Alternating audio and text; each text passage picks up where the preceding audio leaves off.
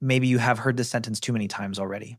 Stop thinking so much. You're sad over something that small. You're being too sensitive.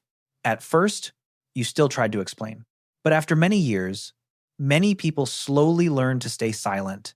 They begin hiding the fact that one sentence can affect them for far too long.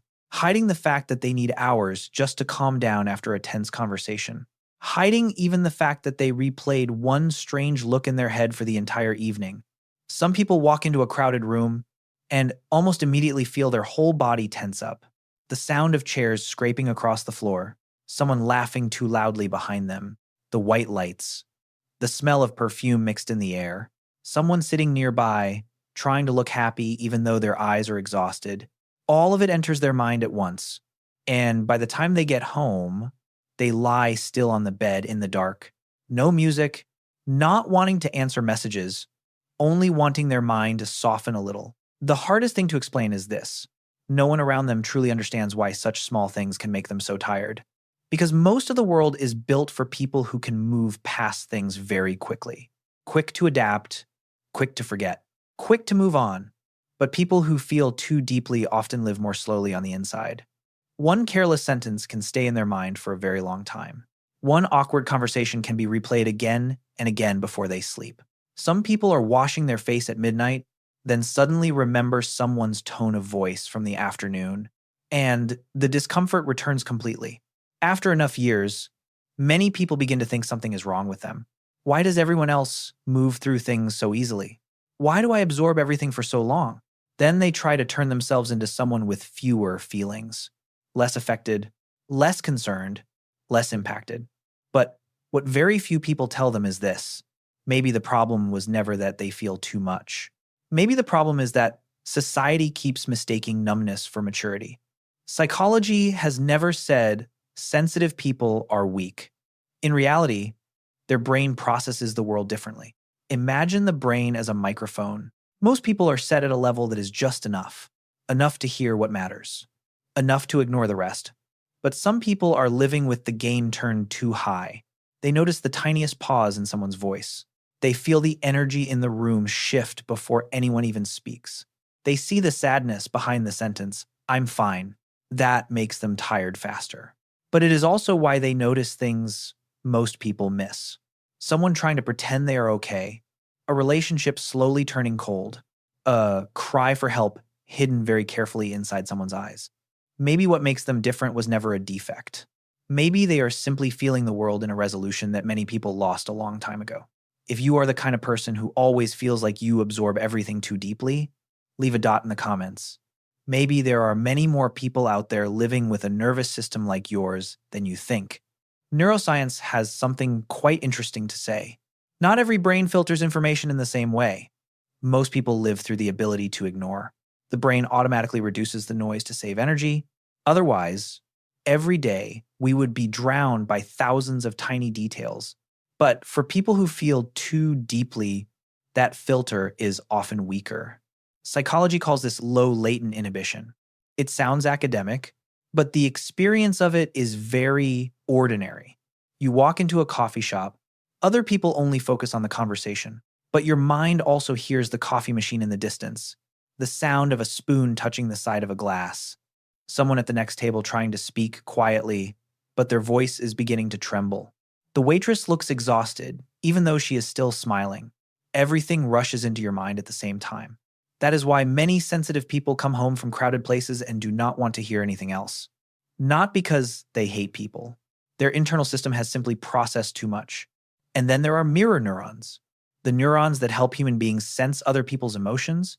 For most people, they understand that someone is sad. But for sensitive people, their body almost absorbs that emotion. Some people sit beside someone who is hurting, and suddenly their whole body feels heavy. Their chest tightens. Their mind grows tired. Even though no one has said anything, that is the kind of experience that is very hard to explain. As if your nervous system reacts before your rational mind even understands what is happening. Then there are ordinary conversations. While other people only hear the surface content, a sensitive person's brain has often already moved through many layers. The tone of voice, the pauses, the eyes, the things that are not being said. Some people take hours to reply to one message, not because they do not care, but because their mind is trying to imagine how that reply will make the other person feel, whether it could be misunderstood, whether it might accidentally hurt someone. And after many years, so many people begin to hate their own sensitivity. They wish they were more carefree, wish they noticed less. But the irony is this: the very people who feel too deeply are often also the ones who love very deeply, who care very sincerely, and who notice other people's pain the fastest. In a world that is becoming more and more used to brushing past each other's emotions, that ability is both a gift and the thing that makes them the easiest to wound. That is why so many sensitive people always feel slightly out of rhythm with the world. Not exactly lonely, more like their mind processes everything one beat slower. Modern life rewards speed, quick reactions, the ability to tolerate constant overstimulation, phones vibrating all day, news moving nonstop, people speaking quickly, making decisions quickly, being busy almost all the time. In an environment like that, people who absorb everything too deeply often reach the end of the day feeling like their mind has been stretched too thin. You can see it when someone walks into their home after a completely normal day, then sits still for hours, unable to open another conversation. Not lazy, not cold. Their mental wiring has simply been running for too long without rest. Some people are brushing their teeth at midnight, then suddenly remember something someone said that afternoon. And then their mind starts replaying it. Did I do something wrong? Is that person angry with me? While the person who said it may have forgotten it a long time ago, that is the exhausting part outsiders rarely see. Because most of what sensitive people go through happens inside. Not loudly, not dramatically, just a mind that never stops processing. Then over time, many people learn to hide their sensitivity. Smile as if nothing happened. Answer, I'm fine.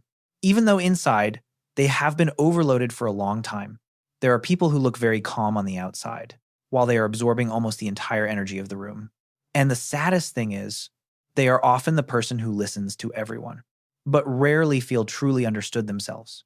Because they have spent their whole life hearing that they are too sensitive, so many people begin to stay silent before they even get the chance to say they are hurting. Some people enter a relationship, then slowly become exhausted, not because they love less, but because they are always the first to notice emotional distance, the one who notices a change in tone, the one who feels things growing cold before the real problem even appears. That makes them connect very deeply, but it also makes them get hurt in ways most other people never see. And then, at some point, many sensitive people begin to think, maybe life would be easier if I felt less. But this world is not lacking people who know how to turn off their emotions. What it is lacking are people who still have the ability to truly feel one another. If you think people today are becoming more and more numb to each other's emotions, press like and share this video with someone you think also feels out of place in this world that moves too fast. If sensitivity were truly a flaw, evolution would have removed it a very long time ago. But this trait still exists, repeating again and again in about 15–20% of the population. That means this kind of brain was never useless. There is a very interesting perspective in psychology. Our human ancestors could not have survived with only people who liked rushing forward. A group made entirely of warriors would be too reckless. They needed people who noticed danger before it truly appeared. People who could feel the storm coming before the sky changed color. People who could recognize something unusual in someone's eyes. People who could see what had shifted when most others missed it. Sensitivity may have never been created to help people live more easily. It was created to help people notice more. But internet culture and modern life almost operate in the complete opposite way from that kind of nervous system. Constant noise, constant drama, constant information, constant message. A sensitive person's mind absorbs all of it. That is why many people need to be alone a lot, not because they hate people. They just need their mind to stop being pulled in every direction for a while. Some people disappear for a few days after a gathering, posting nothing, replying to no one, just lying still in their room so their internal system can soften. And for years, they blame themselves for that. Why am I not easier to be around? Why am I not like other people? But science has a very beautiful metaphor. Most people are like dandelions. They can grow almost anywhere. Noise, pressure, chaos. They can still endure it. But sensitive people are like orchids. If they are placed in an environment that is too harsh, they wilt very quickly. But when they are in the right environment, the right kind of connection, the right kind of safety, they bloom in a very different way. That is why so many sensitive people are extremely creative, extremely intuitive, and able to see people very deeply. What they need was never to become someone with fewer emotions. They need boundaries, spaces where they do not have to be in survival mode all the time, relationships where they do not have to stay tense just to protect themselves. And then at some point, sensitivity no longer feels like a curse. It begins to feel like a kind of radar that the modern world is slowly losing. The saddest thing about people who feel too deeply is that so many of them have spent their youth trying to turn themselves into a different version, less emotional, less affected, less impacted. But after all of that, many people eventually realize what exhausts them is not their sensitivity. It is constantly fighting against the way their own brain works. There are people born with a powerful ability to notice the world. They notice small changes in someone's tone of voice. They see sadness very quickly. They can feel emotional distance before anyone says it out loud. Yes, that makes their life harder. But it is also why they love more deeply, care more sincerely, and create connections that many people never touch in their entire life. Society today often teaches people to become more numb in order to survive. Do not care so much. Do not be emotional. Do not think too much. But the irony is, the more numb people become, the harder it is for them to truly connect with each other. Maybe that is why sensitive people often feel exhausted after pretending to be okay for too long.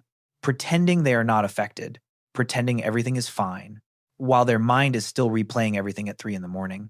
Real healing often begins with one very small moment, when a person stops asking, "How do I become less sensitive?" and begins asking, "How do I live without betraying my own nervous system anymore?" Some people need less noise, less overstimulation, less drama. Some people need safer relationships, places where they do not have to constantly defend their feelings, silences that do not need any explanation at all. And maybe that is what sensitive people are missing most. Not toughness, but permission. Permission to rest. Permission to feel. Permission to not have to turn themselves into the kind of person society finds easier to be around. If you are the kind of person who always feels like you absorb everything too deeply, maybe you are not broken. Maybe your nervous system is simply catching more signals than most people. And in a world that is slowly losing the ability to truly feel one another, maybe that is not weakness. Maybe that is what makes you still deeply human. If this video made you feel understood, comment the words, "feel deeply." So people like you know they are not the only ones living with a heart that is too sensitive for this world. Click the notification bell so you don't miss any updates. And be sure to hit that subscribe button. Thank you for being here. At Cortex Psychology, we explore the hidden patterns behind the way you think, feel, and connect. If this video helped you understand yourself a little more, stay with us. You don't have to decode your mind alone. We'll decode it together. See you in the next one.